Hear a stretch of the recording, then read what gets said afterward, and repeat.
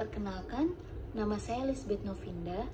Saya dari Pasar Sarjana Hukum UKI dengan NIM 23021-921. Di sini saya ingin menjelaskan tentang pasar uang. Sebelum saya menjelaskan pasar uang itu apa, di sini saya ingin memenuhi syarat UTS dalam matkul Hukum Perbankan dan Lembaga Keuangan yang diajar oleh Ibu dosen Ibu Diana Napitupulu. Oke, baik. Sebelum itu kita masuk untuk menjelaskan pertama-tama pasar uang itu apa. Jadi pasar uang itu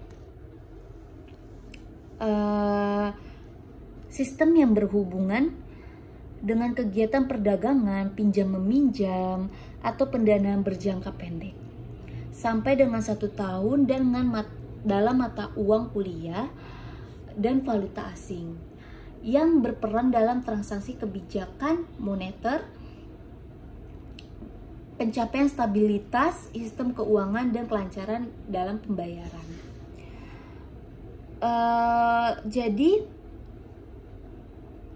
pasar uang itu tuh bisa disebut pendanaan jangka pendek yang diperdagangkan oleh pemilik modal kepada peminjam modal, dan sejumlah atau kebutuhan biaya uang atau dana yang jangka pendek yang harus dipenuhi secara mungkin. Pasar ini juga disebut sebagai pasar kredit atau jangka pendek. Instrumen yang diperdagangkan memiliki periode waktu yang singkat, yaitu hingga 1 tahun. Pasar uang itu juga bisa disebut menjadi uang tunai dengan cepat dan dengan biaya yang relatif rendah. Transaksi dalam pasar uang juga memiliki resiko harga rendah karena jatuh tempo yang singkat. Pasar uang itu juga dalam sistem keuangan modern sebagai sumber pendanaan. Terus iklim pendanaan yang efisien. Pasar juga berperan sangat penting dalam menentukan keberlangsungan kebijakan moneter atau stabilitas perekonomian nasional serta kelancaran perputaran rupiah. Pasar uang itu memiliki ciri-ciri. Pertama itu ada lokal abstrak. Lokal abstrak itu bisa disebut itu bertemunya pasar uang itu tidak memiliki lokasi atau tempat fisik bertemunya penjual, tetapi perantara dan calon pembeli. Pasar uang itu sering disebut sebagai tempat abstrak. Jadi tempatnya itu nggak memungkinkan gitu untuk bertemu di tempat yang ini itu tadi, jadi tidak ditentukan gitu. Dan pasar uang ini juga disebabkan transaksi dalam pasar uang yang dilaksanakan secara over the counter market itu yang sebagian kegiatannya jual beli dilakukan di balik meja kerja atau ruangan masing-masing para pelaku, di mana pelaku itu sudah melakukan perjanjian di mana lokasi yang akan ditentukan untuk melakukan penukaran pasar uang ini. Dan kedua itu ada tidak terorganisir. Jadi tempat terakhirnya khusus dan otoritas langsung yang mengatur. Jadi dia itu tidak menyediakan tempat transaksi khusus atau otoritas langsung yang mengatur. Pengelolaan pasar uang ini menjadi kurang terorganisir karena pasar uang ini tetap diawasi dan dipayungi hukum turunan bank sentral setiap negara. Jadi ada otoritas tinggi pasar uang itu Bank Indonesia selaku Bank Sentral Nasional. Setiap transaksi pasar uang perlu memperhatikan peraturan perundang-undangan mengenai perbendaharaan negara terkait penggunaan instrumen surat utang negara. Para pelaku pasar juga diwajibkan memiliki kompetensi dan kredibilitas yang dibuktikan melalui sertifikasi. Dan yang ketiga itu ada instrumen jangka pendek. Yang dimaksud instrumen jangka pendek itu mulai dari overnight hingga 1 tahun. Untuk itu instrumen yang diperdagangkan dalam pasar uang juga bersifat jangka pendek dengan likuidasi primer. Keempat itu ada tujuan jangka pendek. Jadi pasar uang itu membutuhkan dana yang dapat dicairkan atau digunakan dengan segera karena ditunjukkan untuk membiayai kebutuhan dalam jangka pendek itu. Kelima itu adalah risk and return. Jadi di sini itu bisa disebut dengan berimbang dengan nilai manfaat atau return yang diterima. Jadi pasar uang itu memiliki resiko harga rendah dan juga biaya rendah karena tempo pembiayaan yang singkat. Jadi itu fungsinya itu, dan pasar uang juga memiliki fungsi. Pertama itu sumber pendanaan. Jadi sarana yang mempertemukan pemilik modal dengan peminjam modal. Bagi pencari modal, uang atau dana yang dimiliki oleh investor dapat digunakan untuk pembiayaan modal, kerja, atau ekspansi usaha. Dengan pasar uang yang merupakan salah satu sumber pendanaan yang dapat dimanfaatkan para pencari modal. Ini juga sejalan dengan yang disebut dengan Bank Indonesia agar pasar uang di Indonesia ini dapat menjadi alternatif sumber pendanaan. Ada dua tipe pendanaan, ada jangka pendek yang dalam transaksinya pasar uang, pendanaan spontan, dan pendanaan yang memerlukan negosiasi. Jadi pertama saya akan membahas pendanaan spontan itu seperti apa. Pendanaan spontan itu tipe pendanaan yang terjadi karena perubahan situasi saat berlangsungnya aktivitas ekonomi, dan pendanaan yang memerlukan negosiasi itu tipe yang pendanaan yang memerlukan diskusi dan penjanjian formal selama prosesnya, itu yang dinamakan negosiasi. Dan kedua itu sarana investasi.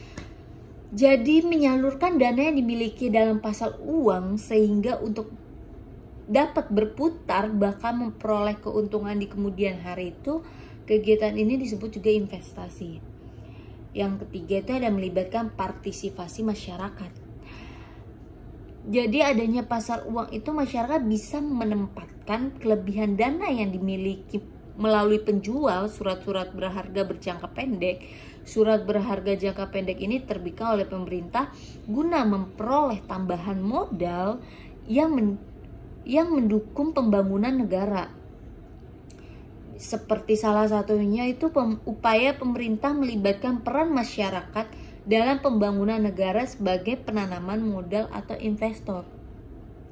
Dan yang keempat itu ada menjaga stabilitas perekonomian. Yang dimaksud menjaga stabilitas perekonomian itu tujuannya itu untuk pencari modal dalam jangka pendek memenuhi kebutuhannya mendesak akan pembiayaan.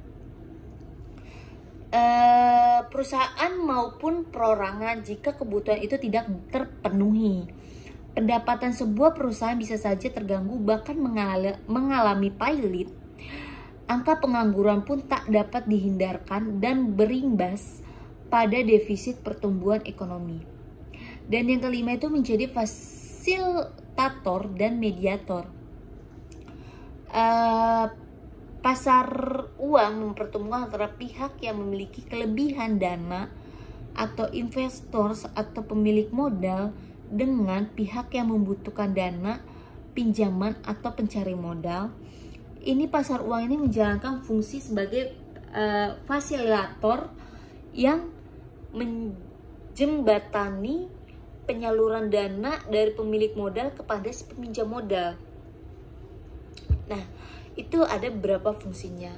Dan di sini juga ada penjelasan tentang partisipan utama pasar uang. Itu ada beberapa. Pertama itu ada bank komersial, terus ada kedua, ada beberapa bank lagi, banyak. Contohnya itu seperti bank komersial. Dan di sini juga saya akan menjelaskan tentang kasus tentang pasar uang. Jadi di tahun 2022 itu ada tentang investasi bodong dan ilegal. Jadi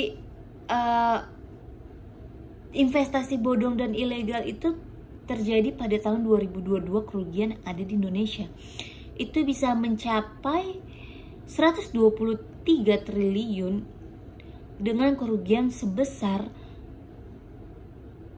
terjadi di bulan November 2022 itu 109,67 triliun.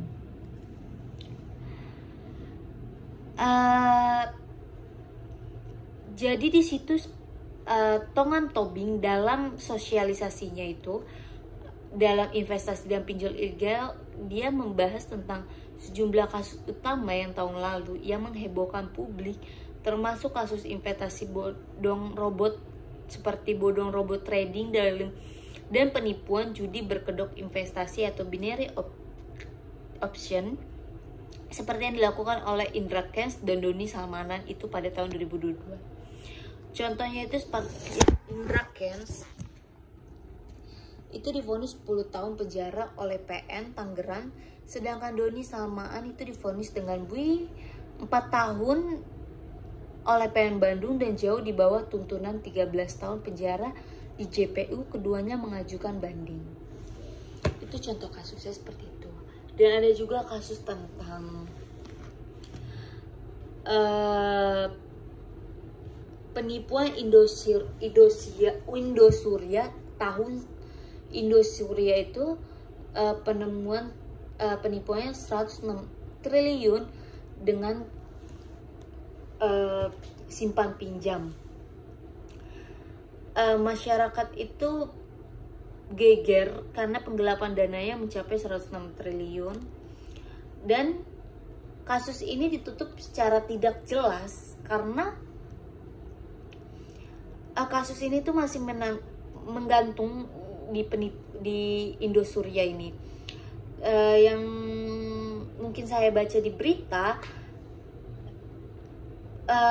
DPR itu memanggil Kementerian Koperasi dan terungkap Indosuria ini telah mengalami gagal bayar dan proses penundaan kewajiban pembayaran utang atau bisa disebut PKPU, kasus bayar KSP Indosuria yang berujung pada penahanan 3 tersangka.